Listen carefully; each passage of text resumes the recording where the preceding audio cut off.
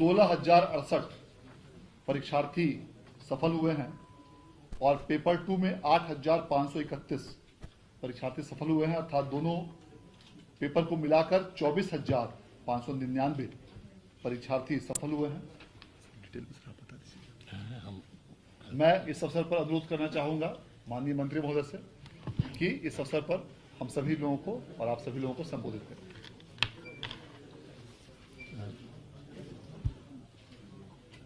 हमारे शिक्षा विभाग के अपर मुख्य सचिव संजय जी, प्रधान सचिव और बिहार विद्यालय परीक्षा बोर्ड के सर्वे सर्वा हमारे आनंद किशोर जी, निदेशक प्राथमिक शिक्षा रंजीत जी और यहाँ उपस्थित सभी सम्मानित मीडिया के साथियों, आज का जो मुख्य मकसद है और जो कार्यक्रम है उसकी रूपरेखा या उसके मूल बिंदु को हमारे आनंद किशोर जी ने आपको बताया है। ये कई मायने में महत्वपूर्ण है आज का दिन जो है, इसीलिए विशेष रूप से हमने आप सबों को यहां आमंत्रित किया है। एक तो ये खास उपलब्धि है इसलिए कि आपने देखा होगा, जैसा कि आपको बताया गया है, कि ये कोरोना काल में कोरोना के गाइडलाइंस प्रोटोकॉल का पालन करते हुए ये चुनौतीपूर्ण काम लगभग 1,78,000 छात्रों का इम्तिहान लेना, ये अपने आप में चुनौती भरा काम था। और ये बिहार विद्यालय परीक्षा समिति ने इस काम को सफलतापूर्वक अंजाम दिया है। इसके लिए हम विभाग की तरफ से आनंद किशोर जी को और उनकी पूरी टीम को बधाई देते हैं और शुभकामनाएं देते हैं। उससे भी महत्वपूर्ण है जो सरकार की तरफ से आप सबों ने बराबर देखा होगा कि हम लोग सरकार की तरफ से बताते रहते हैं कि शिक्षा विभाग में हम लोग इतने नौजवानों को रोजगार के अवसर मुहैया कराने वाले हैं और उसके पहली कड़ी की शुरुआत आज हो रही है। जो आपको आनंद किशोर जी ने बताया कि लगभग यूं तो 37,000 वैकेंसीज हैं, लेकिन उसमें से 25,000 के आसपास 24,599 एग्जैक्टली वो आज नतीजे घोषित हो रहे हैं। और ये जो घोषित हो रहे हैं, ये समझिए कि लगभग इतनी या और भी अधिक वैकेंसीज, मतलब रिक्तियां हैं, पहले से रिक्तियां। इसलिए अमूमन आज जितने लोग इसमें उत्तीर्ण या सफल घोषित हो रहे हैं, वो सब के सब या तो 9वीं 10वीं के लिए या 11वीं 12वीं के लिए, जिसको कहिए माध्यमिक विद्यालय में या उच्च माध्यमिक विद्यालय में, ये सभी शिक्षक नियुक्त होने की पात्रता रख रहे हैं इस उत्तीर्णता की बाद। और आप सब जानते हैं कि ये 7वें चरण की नियुक्ति होगी, 7वें चरण की, जिसके ये सब इंटाइटल्ड मतलब हकदार हो गए हैं उसमें शामिल होने के लिए। और इसमें इतनी नियुक्ति हो रही, अभी आप लोगों भी ने देखा होगा हमारे प्रदेश के कुछ छात्र मतलब परेशान हो रहे हैं कि 6ठे चरण की नियुक्ति भी हम लोग अभी नहीं कर पा रहे हैं। उसके पीछे भी आप सब ने देखा होगा, सुना होगा कि हम लोग विधानसभा के फ्लोर पर, विधान परिषद में भी लगभग प्रतिदिन इसके बारे में जानकारी देते रहते हैं कि वो मामला न्यायालय में लंबित है। और उसमें भी हम आपको भी बताना चाहते हैं और आपके माध्यम से पूरे प्रदेश की जनता को भी, और जो अभ्यर्थी हैं उन परीक्षाओं में सम्मिलित होने वाले कुछ लोग यहाँ भी आए थे, उनको भी हमने बताया है कि हम लोग सरकार की तरफ से पूरी मुस्तैदी से लगे हैं, और मुस्तैदी का आलम ये है कि कोर्ट से हम लोगों ने कहा है कि भाई आपका जो जो डायरेक्शन है, और ये भी अच्छी बात है कि वो जो कह रहे हैं या कोर्ट ने जिस बिंदु पर विचार करने के लिए मामले को अपने यहाँ एडमिट किया है और आगे की कार्रवाई स्थगित की है, उन सब मामलों में या उन सब बिंदुओं पर हम लोग सरकार खुद वही करना चाह रही है जो कोर्ट की मंशा है। इसलिए उसमें भी कोई ऐसी बात नहीं है कि कोर्ट का कहना कुछ और है या हम लोग सरकार के तरफ से कोर्ट जो कह रही है उसको नहीं मानना चाह रहे हैं। हम लोग सिर्फ कोर्ट की इजाजत चाह रहे हैं, और उस मामले में भी हम लोगों ने जो आइए कहते हैं जल्दी सुनवाई के लिए जो इंटरलोक्यूटरी एप्लीकेशन फाइल किया जाता है, वो हम लोगों ने विभाग की तरफ से दाखिल किया है और उसकी मेंशनिंग भी हमने कर दी है। और अच्छा डेवलपमेंट ये है कि माननीय न्यायाधीश लोगों ने उस पर अमल करते हुए या उसका संज्ञान लेते हुए 5 अप्रैल को प्राथमिकता के आधार पर उस मामले में भी हम लोगों के आईए पर विचार करने का फैसला किया है। और हम उम्मीद करते हैं कि अगर सभी कुछ अनुकूल रहा या कोई ऐसा अनफोर्सीन रीजन नहीं आया, तो 5 तारीख को जो माननीय न्यायालय में इस बात पर विचार होगा, उसमें हम पूरे आशावान हैं कि उस मामले में भी हम आगे बढ़ पाने की स्थिति में आ जाएंगे। और वो और भी हम लोगों के लिए महत्वपूर्ण है, क्योंकि अभी जैसा कि हमने बताया कि ये तो 37,000 इस परीक्षा में होना था, कुछ रिजल्ट या कुछ नतीजे इस परिप्रेक्ष्य में रोके गए हैं कि आप सबने देखा होगा कि कुछ जगहों पर कुछ हंगामा हुआ था जिसके कारण 106 अभ्यर्थी का मामला रुक गया था। फिर बाद में कोर्ट ने कहा है कि इनका भी शामिल करा लीजिए, उसके कारण कुछ नतीजे रोक लिए गए। उन सबको मिला के भी वो 37,000 है। लेकिन ये मामला जो छठे चरण का है, जो हमने कहा कि 5 अप्रैल को लिस्ट होने की बात है, और जिसमें हम लोग लगे हुए हैं कि हर हाल में माननीय उच्च न्यायालय हम लोग को इजाजत दे दे, जो कंडीशन वो लगाना चाहते हैं, जो चाहे रिजर्वेशन का जो सरकार के नियम है रिजर्वेशन में हम लोग खुद लागू करना चाहते हैं। कहीं कोई ऐसी मंशा विभाग की या सरकार की नहीं है कि हम लोग कुछ अलग करना चाह रहे हैं। तो हम उम्मीद करते हैं, और इसी आधार पर हमने आईए फाइल भी किया है। और हम लोग कितना मुस्तैद हैं कि ये परीक्षा भी जो देख रहे थे, आज जिसके नतीजे हम लोग जारी कर रहे हैं, ये भी रुक गया था न्यायालय के दखल के हिसाब से। हम लोग इसमें भी प्रोएक्टिवली आगे बढ़ के हम लोगों ने न्यायालय को कहा है कि भाई हमारे पद खाली हैं, विद्यालयों में हमारी पढ़ाई बाधित हो रही है, हमारे जो योग्य नौजवान हैं इस राज्य के वो बेरोजगार घूम रहे हैं, ये सारी परिस्थितियां हैं। पद खाली है, हमारे योग्य नौजवान बेरोजगार हैं, पढ़ाई बाधित हो रही है। इन सब के मद्देनजर हम लोग विभाग और सरकार की तरफ से माननीय न्यायालय से अनुरोध किया, तो एसटीईटी का भी उन्होंने परिणाम जारी करने की इजाजत दी, जिसके फलस्वरूप आज हम लोग उसको आपके सामने जारी किया है। और ये रिजल्ट जो आया है, समझिए लगभग इतने लोगों को जो स्कूल में उसका भी ब्रेकअप है, 16,000 कुछ है पेपर 1 यानी 9th-10th में, और बाकी 8,000 कुछ है पेपर 2 यानी 11th-12th के लिए। इतने शिक्षकों की नियुक्ति लगभग पक्की एक तरह से समझी जाएगी। और इससे भी अधिक, जैसा कि हमने कहा, अब हम लोगों का अगला लक्ष्य, अगला निशाना है जो 5 अप्रैल को जो उसी परीक्षा से संबंधित कुछ लोग बाहर में भी हमारे अभ्यर्थी लोग आए हुए थे, उनको भी हम लोगों ने बताया है कि हम लोग तो भाई आगे बढ़ के चाह रहे हैं। और उस जो अभी 5 तारीख को लिस्ट होने वाला है, उसमें भी हम लोगों ने यही प्ली लिया है कि भाई हमारे इतनी रिक्तियां हैं, उसमें तो और लगभग 1.25 लाख की बात,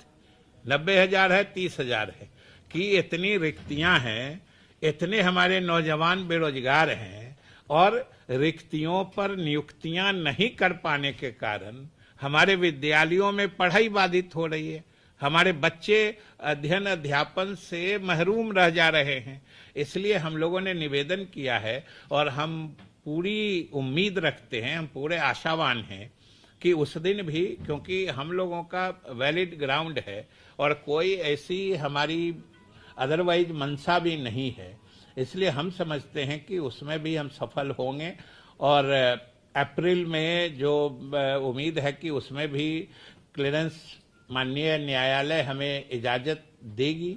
और इजाज़त देगी तो फिर हम उसके लिए भी, जैसे आज आपको बुला के हम आमंत्रित करके यह शुभ सूचना,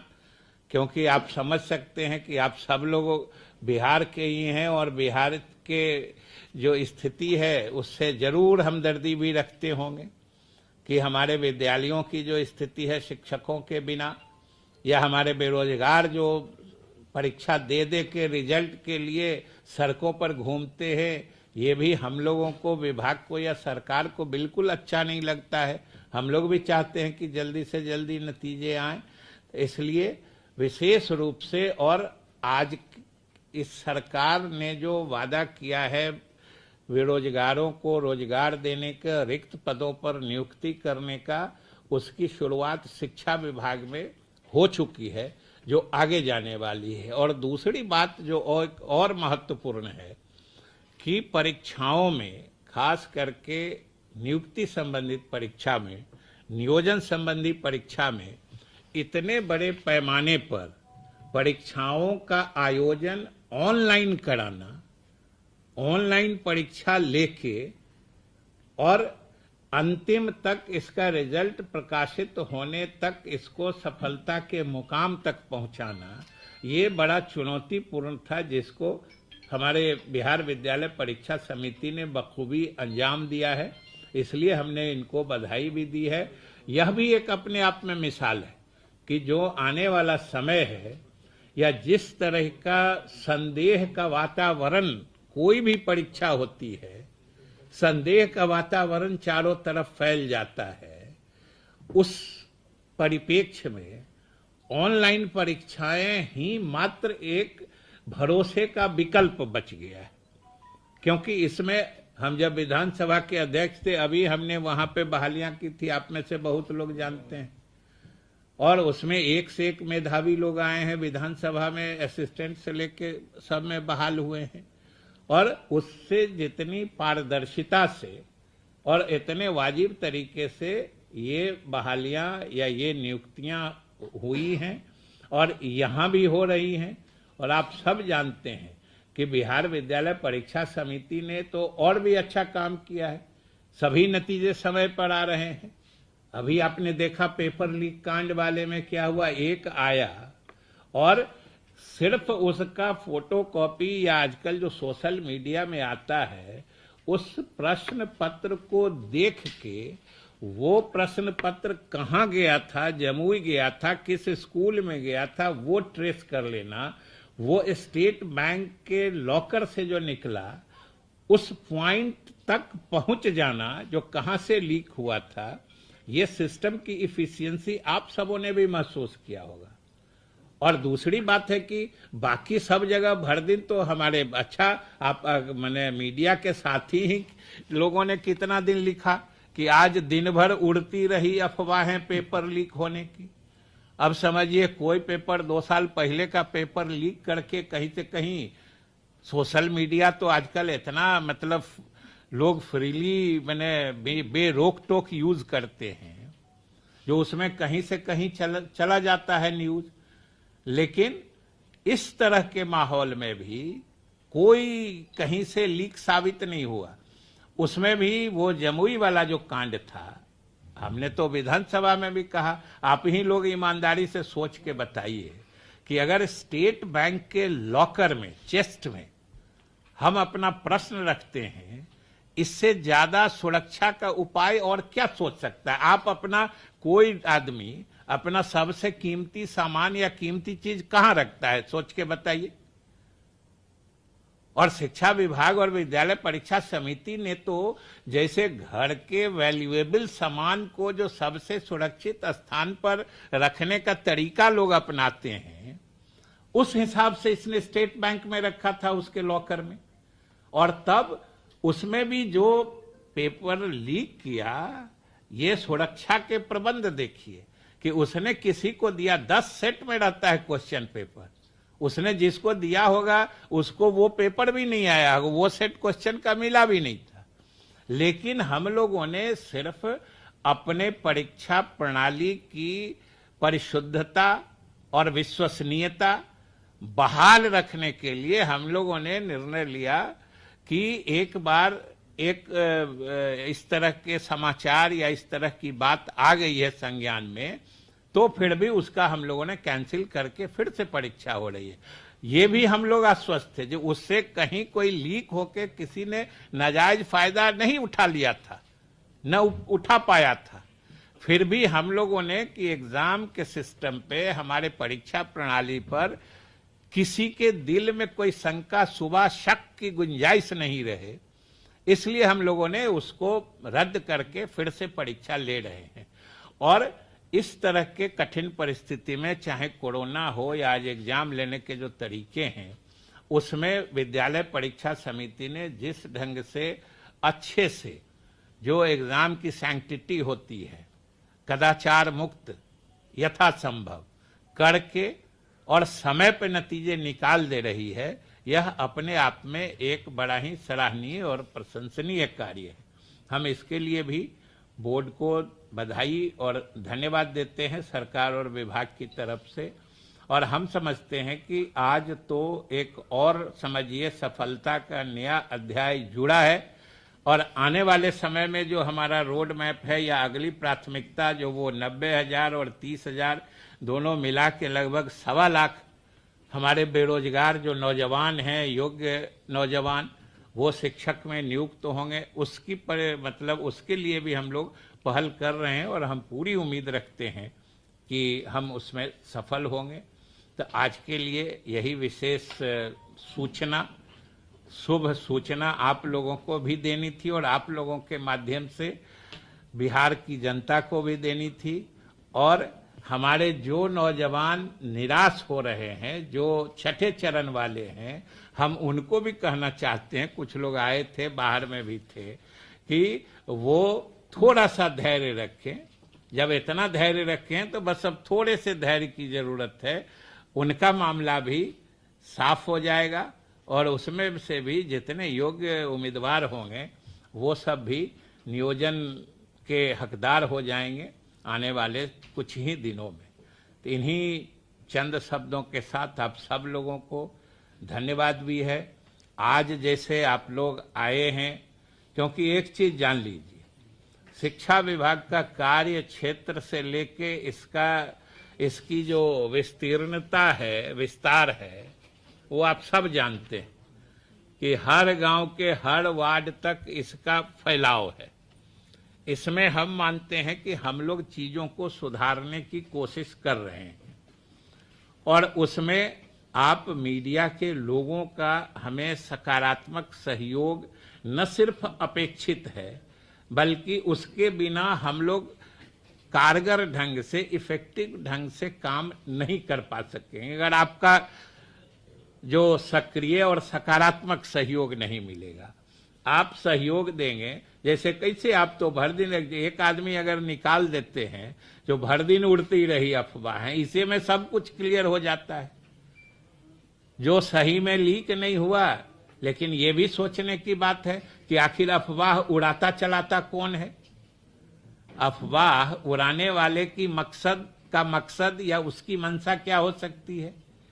तो इसलिए आपके सक्रिय और सकारात्मक सहयोग की आवश्यकता है, आगे भी रहेगी। इसलिए भविष्य में आप सबको भी शुभकामनाएं देते हैं कि आप सब भी बिहार में शिक्षा की स्थिति सुधारने में हमारे प्रयास में जरूर आपका समर्थन रहेगा। इन्हीं शब्दों के साथ अभी 7वें चरण की बहाली आज रिजल्ट आ गया और हम समझते हैं अब इकाइयां 1-1.5 महीने में विज्ञापन निकाल के क्या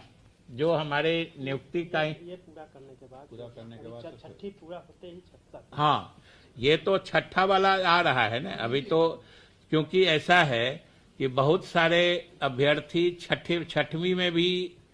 उसमें शामिल थे। अब 5 तारीख को देख के छठे का रिजल्ट आ जाता है, उसमें तो बहुत सारी प्रक्रिया पूरी हो चुकी है। इसमें नहीं है, लेकिन हाँ, सवाल है कि एक चरण पूरा होगा उसके बाद बात आप देखेंगे कौन ज्वाइन किया नहीं किया, फिर नए सिरे से फिर रोस्टर बना करके फिर से उसको एडवर्टाइज करना पड़ेगा। जैसे उसमें ऐसा है कि उसमें वाले नहीं होंगे, लेकिन फिर भी मौका तो किसी को डिप्राइव नहीं कर सकते हैं ना। जो कहेंगे कि छठे में हमारा नहीं हुआ तो हम 7वें के हकदार हैं, तो इसलिए छठे का पहले नतीजा आ जाता है, उनकी नियुक्ति प्रक्रिया पूरी हो जाएगी, फिर इसमें हम लोग शुरुआत करेंगे। उर्दू, संस्कृत, विज्ञान। अच्छा, एक मिनट पहले एक फॉर्मेलिटी में खुले। अब मैं माननीय मंत्री महोदय को बहुत बहुत धन्यवाद देना चाहूँगा, आपकी कृपा पूर्वक आशीर्वचन और जो महोदय द्वारा परीक्षाफल जारी किया गया। अब मैं अनुरोध करना चाहूँगा अपर मुख्य सचिव शिक्षा विभाग से कि कृपया इस अवसर पर हम सभी धन्यवाद। तो इसलिए आप सभी लोगों को बहुत बहुत धन्यवाद आज के इस प्रेस कॉन्फ्रेंस में भाग लेने के लिए। मैं एक बार पुनः आज परीक्षा फल की घोषणा हेतु माननीय मंत्री महोदय के प्रति आभार व्यक्त करता हूं और उनके द्वारा जो भी माननीय मंत्री महोदय द्वारा निर्देश दिए गए हैं उसके आलोक में समिति द्वारा आने वाले समय में भी पूरी तरह कदाचार रहित परीक्षा का आयोजन